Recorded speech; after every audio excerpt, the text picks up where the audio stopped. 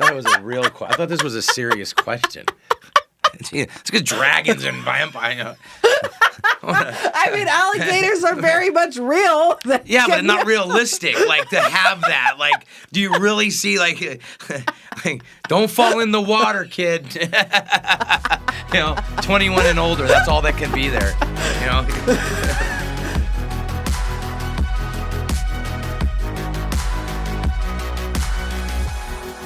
Hey everyone, welcome back to Let's Talk About Real Estate with Alexis. Today I have a special guest with me. He's actually the person that got me to the brokerage that I am, the first person that I called when I decided that I wanted to start my investment journey. Steve. It's just crazy, isn't it? Where it came from, you were just doing an application and you happen to be doing real estate, and then one thing led to another, and I referred you to a team and you went to it, and now you're good, and now I see you all the time. I know. So I didn't know who you were for the first year. God, I talked to you at the end of 2023, and you had told me what I would have needed to put for my taxes pretty much and not do all my write-offs to even considering buying, because I had just left my W-2 job, and you're like, oh, well, can you go back to that? And I was like, no, Steve, absolutely. I'm not going back to that. I was like, well, you need to get on a good team. Yeah. I was like, because you're going to need help. So you did, and now you're just killing it. And I talked to your broker, your manager, whatever, and he's excited for you. We're both excited for you, actually, in the future. I really do appreciate that. Mm-hmm. Now, the reason I brought you on here is I feel it's the same way for me. There's a lot of people that don't want to talk to me as the same way as they don't want to talk to a mortgage lender. But I feel like you are probably the most important person to talk to opposed to me. They shouldn't honestly talk to me until they've talked to you. If you ask, 9 out of 10 people, what do you do first if you want to bounce? They all say get a realtor. But what does the realtor do when you call it? If you talk to a lender. So you Google it, and you're like, the first thing you should do is get your finances. Know your financing. Know what you qualify for. You don't want to buy a Mercedes. You're looking at Mercedes when you should be buying a Nissan, right?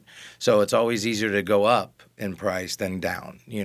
So it's always good to know what you're looking at, what your finances are, and the options. The difference in most, like if you go to a bank, they just take an app.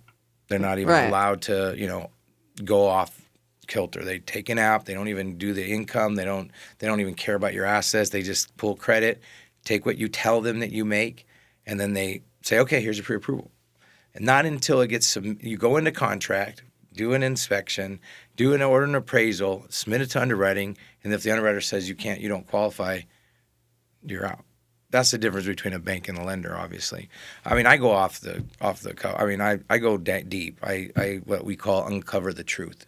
Yeah, you run different scenarios, don't you? Yeah, different scenarios, just different ideas. Look, what's your future look like? This isn't our dream home. This is our stop renting home. Let's get your expectation is very important. Expectations. So I always want to give them the best expectation, the experience. Like when I even do a Zoom meeting with them, go over the application so they can not to see them, but so they can see the screen. So they can see the numbers. It's a lot easier to see the numbers and why we have to have this and what this means and all that, so they understand it, even if they don't qualify. You just want to know, what do I need to do to qualify? So even all your renters out there, 5 months before your lease is up, come talk to me. I don't care if you don't even qualify. You might have to lease another year, but at least you can get out of that rabbit hole of renting. It's just a waste of money. Well, in most cases it is. Now, sometimes renting makes sense, but to your point, it really doesn't. It's a waste of money. But you're just losing money. You're not. It's not like some people have to, of course. But if I can get grants, because people don't realize you don't need a lot of money to buy a house sometimes. And you have all those different options, correct? You are able to outweigh people's different scenarios and kind of figure out what would work for them, like FHA and conventional, right? Those are two different things. Totally two different. If you could get somebody into a conventional or an FHA, you would rather get them into a conventional if their rule credit. of thumb is you only go FHA if you have to. And in some cases, it's the right way. But if you have a really good FICO score, FHA is not your best friend. But if you don't have very much money, it might be your best friend. You can go conventional and put little down, but then they get you in rate. There's always a caveat on conventional. So the minimum down is 5% on a conventional. You can go 3, but when you look at the numbers, you got to bring in a lot more money, because of the fees. The rates aren't as good because you're putting less money down. You can do 3, but it's, if you have a low FICO score, then you start talking mortgage insurance. Like, do you know the difference between mortgage insurance and homeowner insurance? They're 2 different things. Right. But mortgage insurance could be very expensive on a conventional if you don't have a good FICO score. Really? Mm-hmm. Yeah. So FHA, just to be real quick, FHA is no matter what your score is, it's based on, if you put 3.5% down, it's based on 0.85%. Period. End of story. Now, if you go conventional and you have let's say a 730 or 740, it could be 0.35. It could be half. That's a huge difference. Mm-hmm. Never. Mortgage insurance is just a waste of money. It's just insurance for the lender, so that if you don't make your payment, if they have to sell and lose money, they get paid. It's just insurance. And with an FHA, they stay with that PMI, right? They stay with that private mortgage insurance as long as they're it's not forever. The forever in that life of that loan. Exactly. The only way to get rid of your mortgage on FHA is to redo a conventional and have to refi. And in some cases, it's okay. Like right now, with the rates the way they are, even on a conventional, we're going to refi this house down the road when the rates start coming down again. Right. So I'm not against going FHA if the credit's there, if it makes sense, less money down, but because we're going to refi anyways. But when the rates were really good, I always push conventional because all those people that did FHA back in the day when they were 3 and 2%, they'll never get out of that FHA because it's too expensive. But I know you're looking at more getting in Airbnbs, right? Yes. Short-term rentals are where my heart is, but it might not happen in Las Vegas. It's a little bit trickier to do. Well, more Henderson would be because Vegas has a lot more rules where Henderson does not. Well, even the area that you can purchase in Henderson right now, it's very limited. And a lot of the places that you're quote unquote allowed from the state because you don't have somebody next to you, you can't because the HOA prevents it. Yeah, if you obviously don't want to go where there's an HOA, you got to go where there's no HOAs. But because they're I'm actually a board on one of my HOAs, and I'm actually looking at trying to get HOAs to change their mind on those because I'd rather have an HOA who takes care of the house and the yard because they want good stars and takes care of the house every day and in and out people than having somebody that doesn't take care of the yard, overgrows it, doesn't care, destroys the home. So I'm trying to get them to say that Airbnbs are better for our community than long-term rentals. In certain cases, they are, but you see where we are. You see we're in one of those places where hotels are a lot more predominant, right? Or entertainment areas, the Strip, for instance. That's why those laws are so heavy regulated because they don't want that to be taken away from their money. People come here. Well, that's why I say Vegas isn't the way you want. If you want to do Airbnb, you really want to go into Henderson because Henderson, they don't care. And usually by a casino, by some kind of main shopping center, because people Airbnb all the time. So, but the Airbnb thing is the DSCR loan is really good for Airbnbs. Anybody that wants to do an Airbnb, it's only 25% down and no income. You just have to own a property. You want to talk a little bit more about a DSCR loan? Yeah, the DSCR is just a really good loan because again, no income, no assets. There's assets I'm targeting, but no income. They always have to have the assets because they have to have the cash to close, which is usually 20 to 25% down typically. But if you have if the rents don't cover the rent doesn't cover the mortgage, then they just charge you a little more, maybe a little more down, but you still get it done. When would a DSCR loan be applicable, even if somebody isn't thinking to you as using that property as a performing asset? Mm-hmm. Well, most investors, they don't really care about the asset, the rents. They don't make money on the rent. They make money on the equity. Right. So then they're planning on keeping it for 2 to 3 years. So you can do up to 1 to 5 year prepayment penalty, which would really bring that rate down a lot. Like if you don't do any, it could be up to 8. But if you do 2 or 3 year, it could be 7. Like a whole difference, like 3/4 of a point. It's a big difference. Everything's different. But the most reasons why they use it is because they can't prove income. Because, so everybody goes DSCR because there's no I don't have to prove income at all. You know, right. because most people that are investing and doing that, they have their house, they have their cars. You know, they have a little bit of income. High. Their DTI's too high. They can't qualify. So there's no DTI on a DSCR. And that's there's big no debt for a lot to of people. DTI, debt to income, meaning money coming in, money going out. We don't care about that. It literally doesn't even exist on the DSCR. Would those be a good idea to use for people that are thinking about purchasing condos, for instance? Yeah, I mean the condos are is a whole different animal because you got to get a condo cert, right? So like they are good. Like I have one client that there's a few things when you look on a condo cert. You made one. Is there any litigation? Do they have enough money in their reserves? And does one person own a certain percentage of the units? Okay. Well, I have one that I just did, and the one guy owns like 40% of the units. So nobody can get a house primary resident and get a loan in there on a conforming loan. You can't because they will deny it because that's something that they just say hard no to. So only on condos, you know. So we have to get a condo cert. You have to pay for it and up that. So I'm getting calls. I closed one in there as a DSCR because I got an exception. They said, yeah, we don't care. Right? Because it's a DSCR. The only thing they will not accept is if you don't own a home. If you don't own any property and you're trying to buy one DSCR and you've never owned one in the last 3 years, they will not do that loan. No matter what, even if it's in another state, because I just found that out. Really? So, yeah. So there's a guy in California who wanted to buy one in Vegas, but he was renting a place in California. He's never owned a home before. So we were trying to go DSCR because he makes tons of money, but, you know, not on paper. Yeah. So he wanted to buy a DSCR, and it was just simple. And found out they wouldn't. We thought maybe they would do it because it was in another state because he can't leave his job there. But you don't really look at job. So right. To your point, they're not really looking at. Yeah. So if you own a home in the last 3 years and you want to buy one DSCR, it's fine. But if you haven't owned a home in the 3 years and you don't currently own one, well, you cannot go DSCR. So it's good for anybody that wants to own an Airbnb and doesn't have the income but has the money. DSCR is probably one of the best loans out there. It's just easy. What about a second home loan? 10% down, but the rates are like investor rates. That's the bad thing. Because people were using those to do Airbnbs, and they started catching on, and they were like, we're giving out investor loans pretty much for low Well, they were saying rates. that it was going to be a second home, and they Airbnb beat them, and they were primary rates, and then like I think a year ago, maybe two, they changed it, and now they're just like investor rates. Well, and you saw what happened when COVID happened. Airbnb saw a huge uptick in that platform being utilized, and pretty much anybody could have gotten an Airbnb back then and had four walls and kind of said, I can host you now. And it actually worked because people were tired of being in their homes, and they thought that was safer for them and their family to just be in a home rather than 100%. A hotel.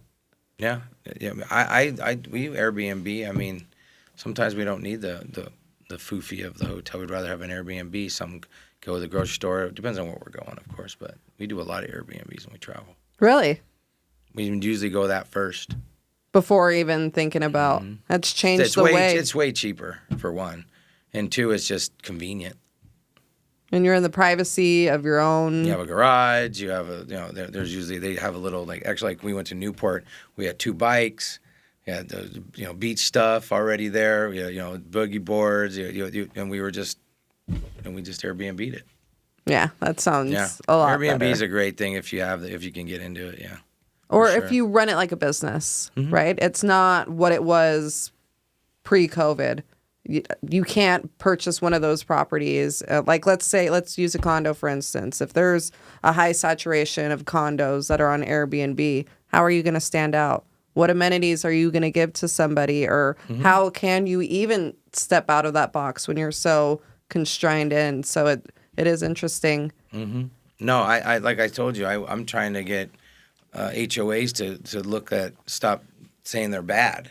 They're actually better for the community. Because the owner has to keep up on it, and because they want it, they can't. No one's going to rent it. Yeah, they can't let that asset fall apart, and everything that needs to be done to that property is going to be done to that property because the front yard is going to be clean. The house is going to be cleaned every time someone leaves. It's just a better way of going. I actually were going to work on getting more boards to do that. That's pretty amazing. That'll definitely change. Hopefully, things here because we are really heavy regulated on both sides. So it is. Well, Las Vegas is very tough because of the hotels. So we get that, that we knew that was going to be a fight. And there are certain places in Vegas you can still Airbnb. I don't know the rules and all that because I have people that rent houses just to Airbnb them. They just get with the client, the person renting it out and say, hey, we want to rent your place out. We'll pay a little more, but we're going to Airbnb it. Oh, the rental arbitrage model. Yeah.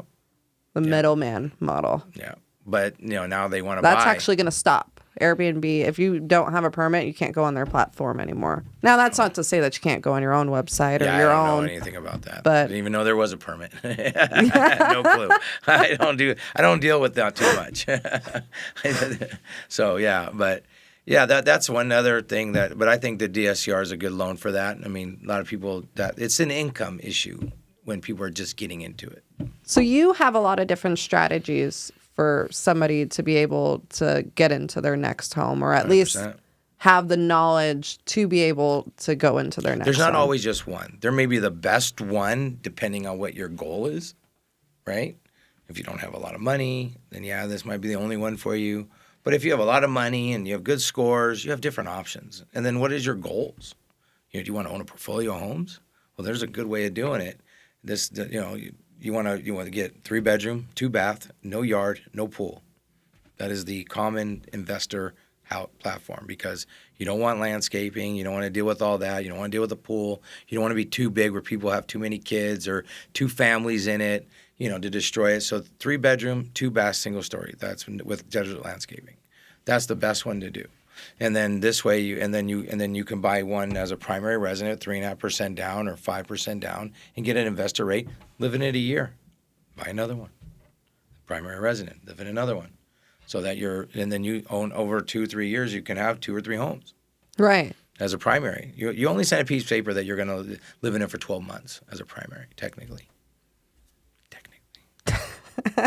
But they can't make you. I mean, life happens. There's no really policing that to a certain extent. Yeah, my mom gets sick and I got to leave. I got to rent it out. What are you going to do?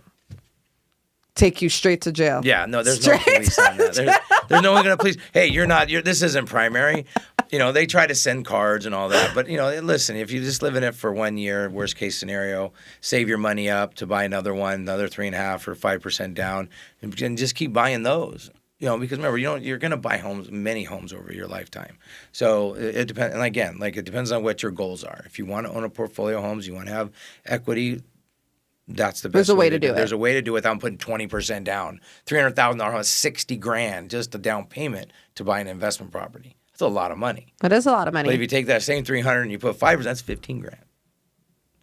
I don't think a lot of loan officers give this knowledge, right? There's always they have 3 tricks up their sleeves and that's it. Well, like I said, I've always said this. There's a lot more bad realtors and lenders than there are good ones. But there are a lot of good ones out there, realtors and lenders. There really are.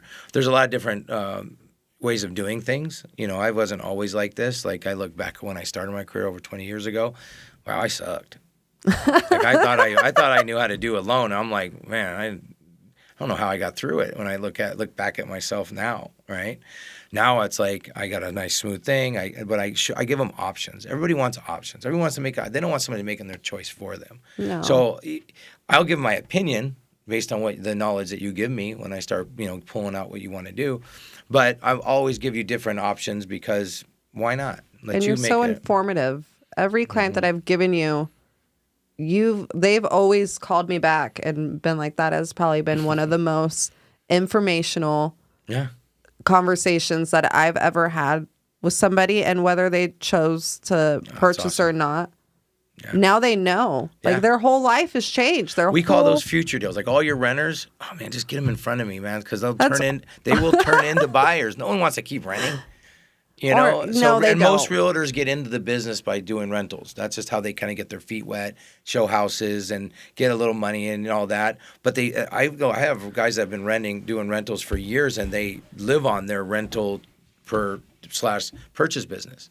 But if you can get them in front of me after they rent, whenever, before, and then eventually they're going to have that knowledge to know, okay, this is what I got to do based on my credit, based on my money I have in the bank and based on my job. And they know where to start. And that's the biggest thing. Or then they get this, you know, this wild hair where I'm ready now. I want to go buy a house now. The rates are great. Home prices haven't skyrocketed, right? You know, because that's going to happen. There is going to become a point in time when interest rates are going to go down and prices just haven't been able to skyrocket that way. Like, there's going to be that sweet spot. You know the percentage of people that are going to be ready for that? None.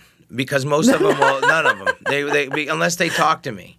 Because what they do is when they're ready to go, they call me, and then I have no time to fix anything. No. Fix credit, save money. So I always, like I said, 3 to 5 months, 3 to 4 months, that's when I want to talk to you before you get your leases up. Because a lot of leases make you do 2 months, a month, and then they're like, oh man, I got to pay. Now I got stuck with paying an extra month. Because a lot of people, but then I kind of tell them, because remember, whatever month you close in, you skip that month. The next month. So you get 2 months, basically, that you don't have to worry about it. You move into the first month, skip the second month, and your first payment ain't there. So a lot of clients don't know that. And then they're like, oh, I thought I was going to have to double up because I'm stuck in this lease. What sets you apart from other lenders? I'm just off just my personality of just, talking to them like we've known each other forever. You can ask me anything, just getting their guard down. And then, you can tell me anything. They know I'm very authentic. I don't, bullshit. I basically tell them exactly what you want to know, and I treat them like they're my kids. I really do. I treat them just like it was my son buying a house, letting him understand because he wants to know everything, right? There's some people that don't care about what's in the sausage. They just want to eat it, right? But I always tell them what's in it. I always tell them how we cook it, how it's made, and that's probably the biggest difference. Like you said, people come back. I'm so informative because I'm not just taking an app. I'm not an app taker. I don't want to be. I don't want to. Or I'd go work for a bank. No, that's great because there's a lot of people that are in your field, just like you said. There's a lot more bad lenders, just like there are a lot more not so good realtors. Right. But you're different. You even go to your closing table, right? Yeah, I do. That sets me apart. Like I go to most of my closings. I've always done it since I've started the business because I've always felt like it was the one time I get some pictures. Because sometimes I don't ever see the client except on Zoom. And before Zoom, sometimes I never see him just over the phone. So it was my way of like actually getting the visual and then also asking for a referral. The best thank you for me is sending me somebody. That's the best thing you could give me is send me somebody that and give them, because then, they know that, they're not going to send me if they'd had a bad experience. No, they're not. Yeah. And it's very informative. There's key parts that stick with somebody the life of their life. I answer my phone. You would think. Those realtors and lenders, you would be surprised how many don't answer their phone on a Sunday. Sometimes I don't even get calls back. And that's more mind-blowing to me is the fact that I called, I left a voicemail, I stated what I needed, and then nothing. Or then days will go by and then they'll call me, oh, you had called about this property. Well, I already got my client into something, sir, ma'am. I don't need you anymore. Thank you for your non-insistence. Well, the other thing I do is, I told you, is when the handoff is very important. Because most people, like you said, most of my business comes from my agents. My agents are my clients, not the borrower. Borrowers are my clients, but really my client are you guys. Because you're the ones who send me business, right? So it's very important, the handoff you give me. When you have a client and you've been on the phone, you're dialing for dollars or whatever, and you get somebody, you want to make sure that it gets to the lender, right? So everybody just says, oh, here's the number, or hey, here's his number, call him. I've always felt like that's crazy. Right? I want a handoff. So when I always tell agents, explain to them that I'm going to put a group text together. Hey, this is Mr. Smith. Steve, this is Steve, blah, blah, blah. I want to introduce you. And then I answer immediately. When are you available to talk? And if they don't respond, now it's back in your court. Right. You got to get them. There's something happened because they should at least, you just hung up with them. Right. So they should be saying, maybe tomorrow or just something just to get me engaged with them. But if they don't engage, because I can't follow up on every lead that I get from every agent if they did it that way. So I felt that this is the best way. I've been doing it for years now, and it really works well. It really does. Because it's building relationships with everybody. Well, we're a team.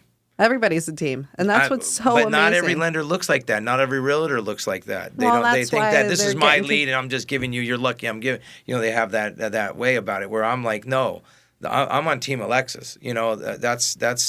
That's for the team. You have two people that are going to work on your file and work for you very hard. Answer your questions. I don't want you sleeping. If you're worried about some, call me. I'll answer anything you have. And that's what they want. They just want service.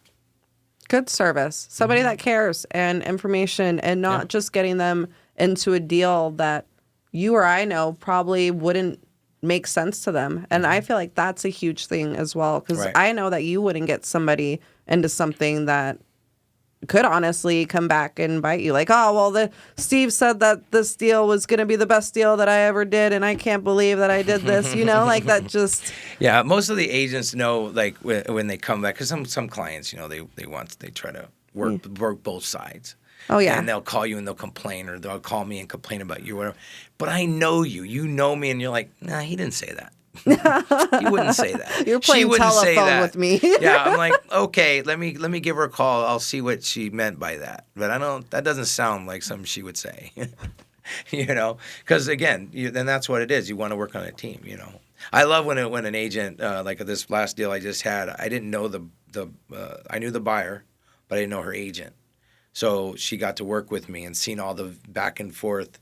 Emails to make sure that it's in underwriting, it's out of underwriting, appraisals in, it's scheduled. And she loved all that. But what she really loved, and I knew it, was me being at the table and going over the documents and explain to her what she's signing and answer any questions that was there and just having it before she gets there and all that. Well, that note is the most important piece of paper that person walks away with from that table. Well, it's the only one that you'll ever really, like all of it, it's all garbage except for that. Like I'll never need, like an FHA loan, if you refi, I need that note. Yeah. If you're going to put in a trust, you're going to need the note, right? That's one of the main things that sticks out. Whenever I when I don't go to my signings, I miss her, they do a mobile notary at their house and I went over there, I always call them and say, do you remember the note? And they're like, I don't know, I signed 30, 50 pages. I don't know what. The one that says NOTE on the top. I go, that's your term, and then boom, boom, and then, So, yeah. Why do I have payment shock? The payment shock just means that your payment is going to go up, but not because of me. It's because your taxes and your insurance will go up at some time in the future. So, like, just answering little things like that. Because the notary does well. They just read it, basically the title, and they but they don't really explain it sometimes in the depth that I do, which is good because I don't want them to, because I want to be there for something.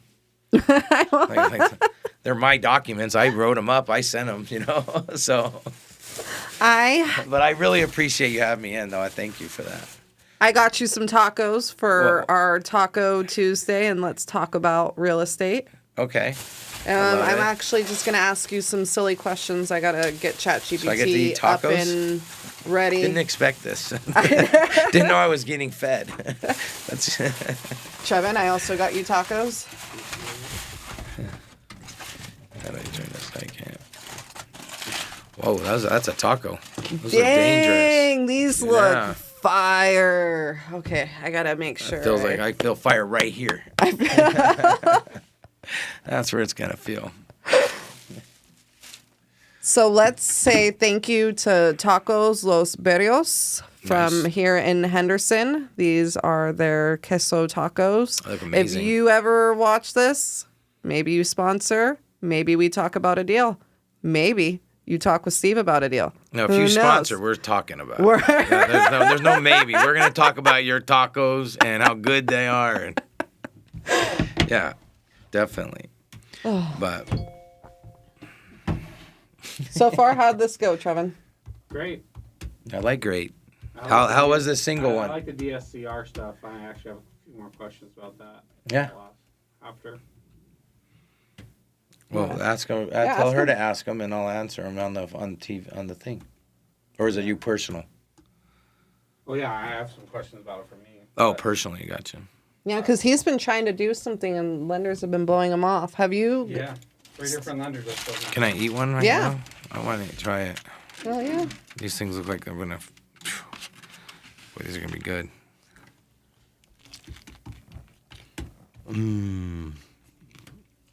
It's a pretty good taco. I know. They looked fire. Quoting Pulp Fiction, that's a fucking good taco. All right. Now that I got my assistant to prompt me some questions. The first one, no, we didn't get napkins. That's okay. If you could Airbnb a room in any famous Las Vegas landmark, no questions asked, where would it be? It could be anywhere between the Bellagio fountains to a hidden loft in a celebrity's mansion. If I can Airbnb... P. Diddy? No, just kidding. Yeah, no. Too soon. Well, it said it. I know. If I can Airbnb somebody's personal property, am I getting that right? Any famous Las Vegas landmark. So you could do that. Landmark? Yeah. Oh, that's a good one. I've born and raised here, so I got to go back. I would say most of them have been destroyed. I'd probably do it at the Wynn. They have these suites with elevators that are absolutely amazing. It's like 2 stories. It's pretty. I'd probably go the Wynn. The Wynn. Yeah. All right. The Wynn would be. That would be it for sure. If your vacation rental or Bellagio, maybe. If your rental vacation had a theme song that played whenever someone entered, what would it be? Are you ready? Corn for sure. Are you ready? That would be awesome, right? Can you know what I'm talking about? That is my theme song. If I go, someone's asked me if you were gonna do your first tee in golf and have theme music going to hit your first tee and to announce, it would be that song for sure. You didn't even hesitate. No, I was on it. No, you immediately knew. That was funny. You knew what I was. I knew exactly what I was doing out of the one. These are really good. Mm-hmm. Trevin, you gotta get in on these. Which Las Vegas performer would you choose to be your property's live-in concierge? Performer? Yeah, would you have an Elvis impersonator? No. Or a glam showgirl? That's a hard no. No. You're good at these. That would be a hard no. One of the best performers that came out, well, Pink. You'd have Pink. Oh, yeah. I would hope so. I hope someday she becomes a headliner, resident. Mm-hmm. But she would just be cool. Her shows are great, so she'd be cool as hell. Probably Pink, for sure. I would say I'd go with that. Somebody like that genre, that one wasn't really ready for. Let's find one more.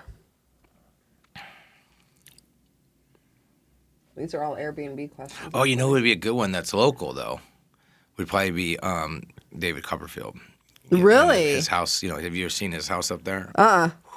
That's pretty badass. Is it really? Yeah, it's up there on the other side of Black Mountain. On the other side.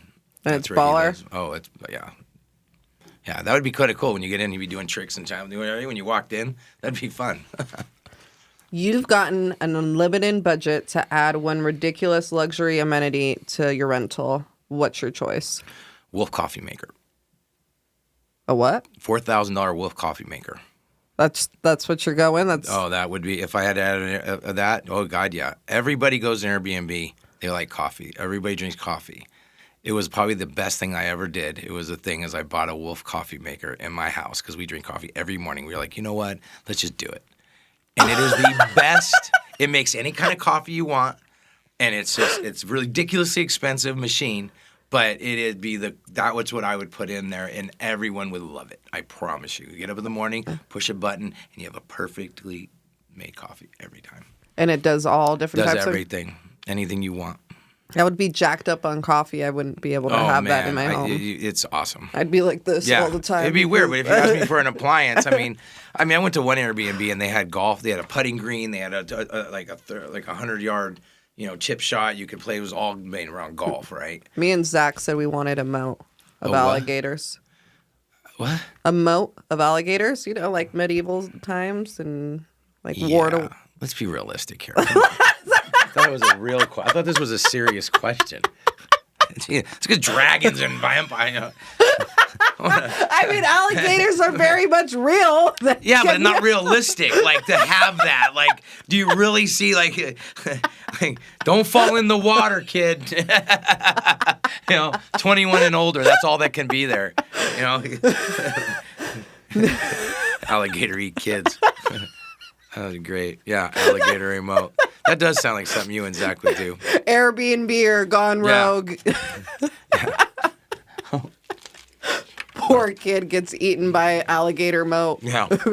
Kid's missing. We don't know where he was. He stayed last night at the Airbnb. Kid's missing. Oh, no. No sign of him. I mean, just the alligator pond over there. We don't know what that means. We don't think he went over there. We told him not to.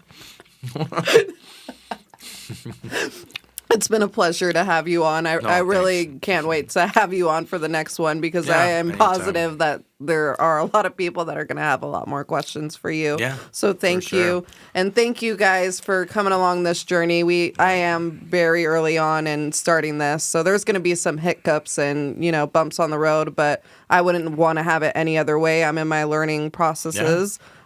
As a podcaster, as a real estate agent, and an investor. You're only going to evolve. That's it. That's one thing about our business is you have to evolve with what's going on. I mean, people that don't evolve. And take risk. You have With to. no risk, there's no reward. Yeah. This is so much better than when I spoke to you and I was working for Smith's, so. Do you want to, how bad do you want to own a home? Can you go back? No. But because we talked, though, you knew what you had to do on your tax returns when you do them because they matter now because you're 1099. Oh, yeah, I paid a lot of money last year, so thanks for that, Steve. You definitely, I know, but if you don't tell the government, whatever you show the government is all I can show that you make. Whatever you tell the government, I get it. I got all these strippers out here making tons of money, and I can't do anything with them because, I can do bank statement program, but can't go conventional because they write off everything. And sometimes it is a lot better to go conventional or FHA to kind of save that money and then be able to use that money to actually push, some equity into that property or revitalize that property. So thank you again for coming on, and I can't wait to see you guys next Tuesday. Thank you.